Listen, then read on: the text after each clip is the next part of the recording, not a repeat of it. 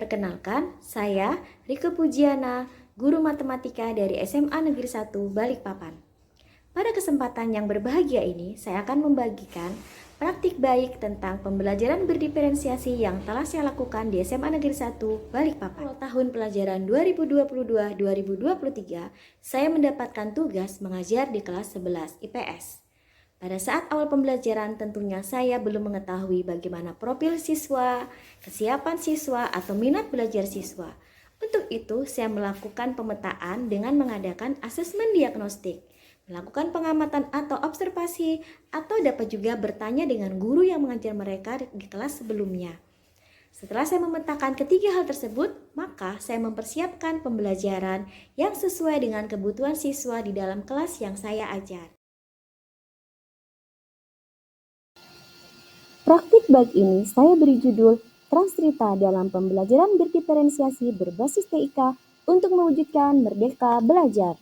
Agar kalian dapat mengetahui sifat-sifat dari translasi dan nanti kalian akan membuat suatu soal cerita yang akan kalian buat sendiri secara mandiri sehingga kalian dapat mudah memahaminya. Sebelum kita belajar, Ibu akan bertanya siapa yang gak hadir hari ini? Hadir semua, Bu. Semoga hadir semua ya. Untuk lebih semangatnya, Ibu akan mengucapkan selamat pagi dan kalian menjawabnya pagi luar biasa. Siap ya? Ya. Selamat pagi. Pagi luar biasa.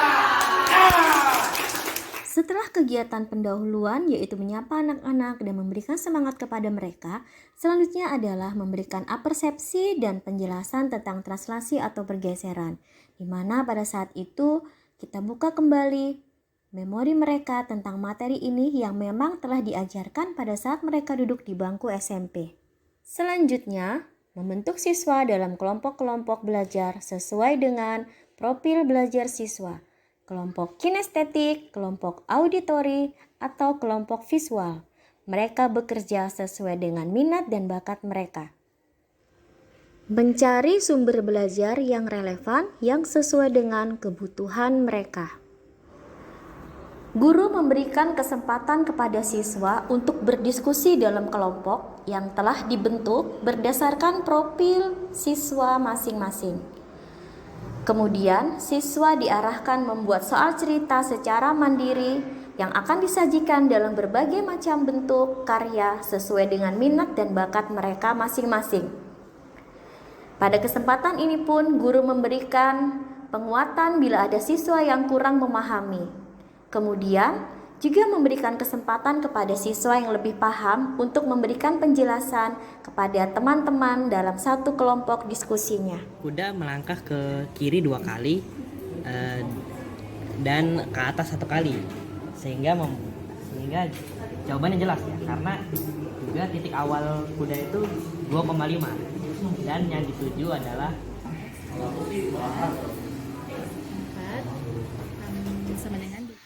dengan memanfaatkan TIK, guru bukan lagi satu-satunya sumber belajar bagi siswa. Mereka dapat mengeksplor segala hal yang dapat mereka gunakan dalam mencapai tujuan pembelajaran. Jadi di pagi hari yang cerah, Johnny mengantar Mark dan Jeno sekolah sebelum berangkat menuju kantor. Johnny menurunkan Jeno di SD Melati pada titik -5, -2. Terus dia nurunin Mark di SMP Mawar pada titik 3,-4.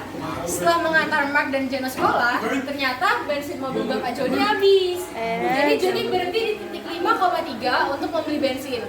Setelahnya Johnny kembali melanjutkan perjalanan dan akhirnya sampai di kantor pada titik -2,5. Dia ngantar ke sekolahnya Mark, terus dia isi bensin, baru dia ke kantor. Ya, akhirnya induknya itu bertemu dengan anaknya. Terima kasih untuk kelompok. Indah, ayo kita main di rumah Zahwa. Kamu tahu nggak sih Zahwa itu rumahnya di koordinat 4,2. Nah, kita lihat di sini 4,2 titiknya. Tapi aku mau ke toko telur dulu di warung di 7,6.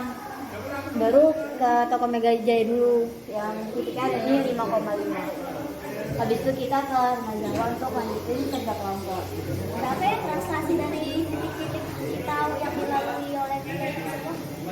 Setelah melihat hasil karya siswa, ternyata banyak potensi yang tersembunyi yang dapat ditunjukkan oleh mereka melalui kreativitas dalam mendesain soal cerita dan menampilkannya dengan berbagai macam cara.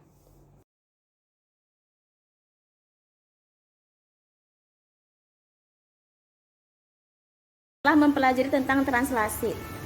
Jadi mengenai materi hari ini, translasi adalah materi pergeseran dari titik awal ke titik akhir dengan titik translasi.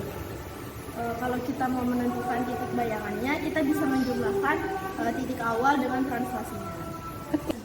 Terima kasih untuk 11 IPS 3. Kita bertemu lagi pada pembelajaran selanjutnya. Terima kasih semuanya. Perkenalkan, nama saya Carlos Kebun Saseinda dari kelas 11 IPS 3. Ya, Ibu akan bertanya bagaimana perasaan Karolus setelah belajar translasi dalam cerita. Saya merasa bertambah lebih baik, apalagi dengan metode pembelajaran yang Ibu terapkan. Dengan kami membuat soal sendiri itu sangat melatih kreativitas kami. Apalagi bagi beberapa orang mungkin mereka bisa saja menganggap hal ini seru karena mereka bisa memasukkan salah satu hobi mereka ke dalam soal-soal cerita. Ya, terima kasih Karolus. Pembelajaran berdiferensiasi berbasis TIK menciptakan pembelajaran yang efektif, efisien, dan menyenangkan. Sampai jumpa lagi pada praktik baik selanjutnya.